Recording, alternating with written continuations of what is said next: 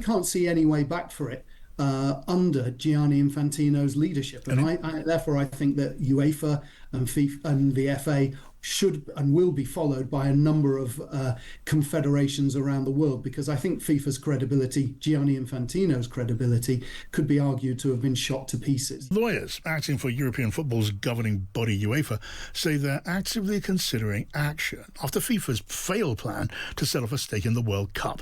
The FIFA president, Gianni Infantino, is expected to meet senior figures, or it's been reported that he was to talk to senior figures in the Trump administration. That's now been denied in Washington. The English FA is withdrawing its support for Infantino, with the Football Association of Wales doing the same thing.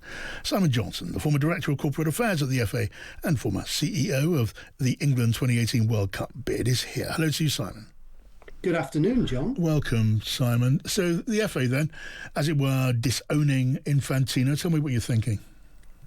Well, I'm wondering now whether the FA is beginning to regret going so early with its public support for Infantino. I suspect that there was enough information at the time that they announced that they were supporting Infantino's re-election to have grave doubts over him and the probity of FIFA under his leadership, specifically, as your colleague on The Times, Martin Samuel, wrote this morning, the rather tawdry deal to ensure that the 2034 World Cup ended in Saudi Arabia, a manipulation of FIFA's own rules to enable that to happen. I thought that the FA was really quite premature in going so early now, and that means that they find themselves in the position where they have to go along with UEFA, and it's right that they should, in withdrawing support not just for this outrageous scheme to sell off the World Cup to the highest bidder, but in withdrawing their support for Gianni Infantino to be re-elected as the president of FIFA for another term. Yeah, I mean, look, the FA did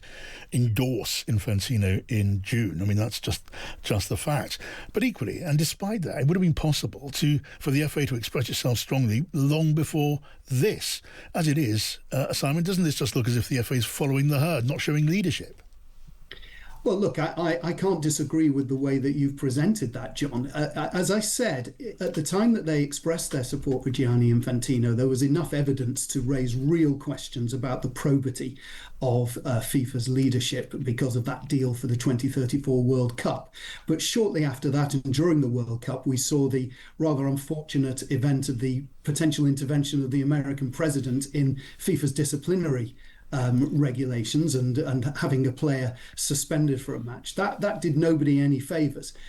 Everybody except the Norwegian FA kept quiet then. I'm sure that there were grave concerns being raised, but it's taken the exposure by Martin Ziegler of The Times, for which he is to be rightly commended, of this tawdry deal to sell off the rights, the commercial rights to the World Cup, for the FA and UEFA and most of the other associations to decide that they've had enough of Gianni Infantino's leadership. It's the right thing to have done, but as I said at the beginning, I wonder whether they now reflect that they should have come to that conclusion a few months earlier. Yeah, you might well think so, Simon. I mean, you have to wonder, could FIFA remotely command credibility in future if it continued to be led by Infantino?